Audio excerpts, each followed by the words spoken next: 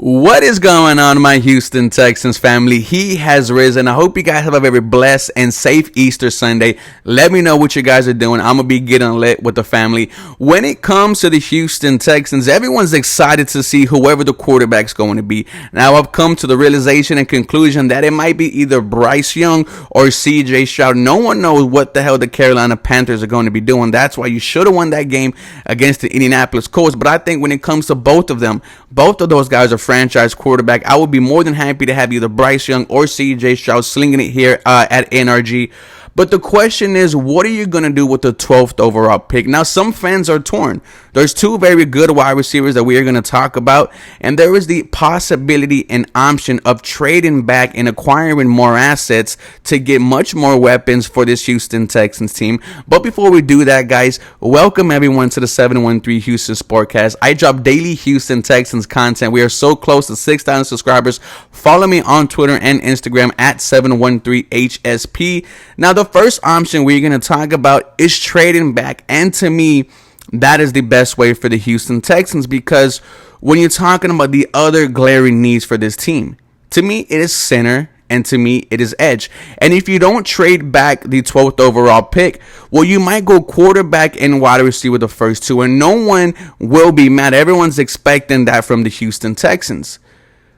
But Joe Tippmann, Luke Whippler, John Michael Smith, they might be gone by pick 65 if you decide to go edge at 33.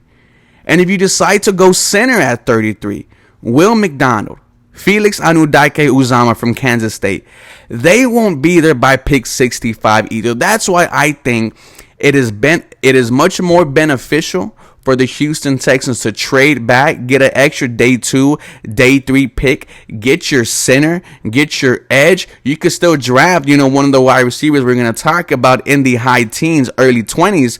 But I think if you want to get better immediately for the Houston Texans, and you traded back last year from, I think it was the 12th or 13th overall pick to select Kenyon Green with the 15th overall selection, I think Nick Caserio was definitely thinking about trading back the 12th overall pick and getting much more assets.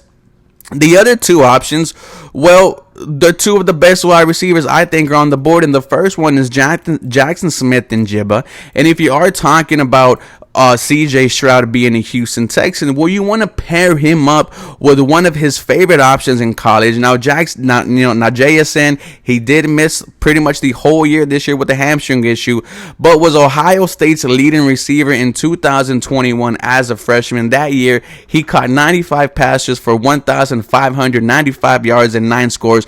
He provides the uncoachable route running ability and ball skills that will always have a role in the NFL. Where he wins, he's technically savvy. JSN processes the game like it's in slow motion. His ability to break off routes without warning and catch the ball as he is changing directions is unmatched in this class. What is his role? Slot, and he is a damn good slot wide receiver. He ran 83% of his routes from the slot in his career, where he proved to be a sure-handed receiver who possessed the short area speed to separate from defenders and consistently move the chains.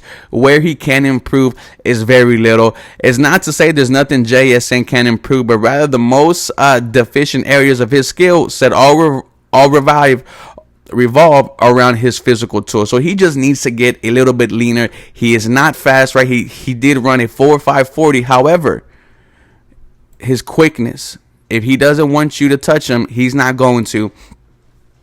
JSN's pros, he gets it. His attention to detail is well beyond his years on sophomore tape. Carries mass and lower half, won't go down with arm tackles after the catch, and he's ultra reliable. Kind of receiver QBs build rapport with quickly. Stroud to JSN is going to absolutely be crazy here in Houston, and to me, that would not be a bad option if the Houston Texans take JSN at 12. Now, the other option will be Zay Flowers. Now, with Zay Flowers, who yesterday was getting some potential wide receiver 1 mentions, now, you could trade back and get this guy. You could take him at 12. Flowers is the best pure separator in the draft class. Defensive backs won't be able to stick with him across on his route breaks unless they're holding him. He racked up 1,077 yards and 12 scores this past season. Where he wins is quickness. If Flowers doesn't want you to touch him, chances are you won't. He has a rare ability to sprint in any direction in the blink of an eye. What is his role? movable weapon. You want defenses to not know where Flowers is going to be on any given play because of how much of a mismatch problem his athletic profile presents. Get him matched on a linebacker or safety and it is over. Where he can improve is setting up routes. It's scary to think that Flowers has been as productive as he is without being a well-polished route runner. He's too often running the routes as they're drawn on paper without the thought of manipulated defenders. So once he gets to learn how to run routes, he's going to be much more dangerous. His pros, uncoachable bounds, can't touch him in a phone booth type of ability. He knows how to avoid contact when climbing past first level defenders. And lastly, he has top end speed that has to be accounted for. Defenders are likely to catch him from behind, are unlikely to catch him from behind. These are the three options I see going for the Houston Texans. You are trading back, getting more assets to either get that center or edge. You are drafting JSN or you are drafting Zay Flowers. Let me know what you Houston Texans fans think. As always, go Texans. You guys have a very blessed day.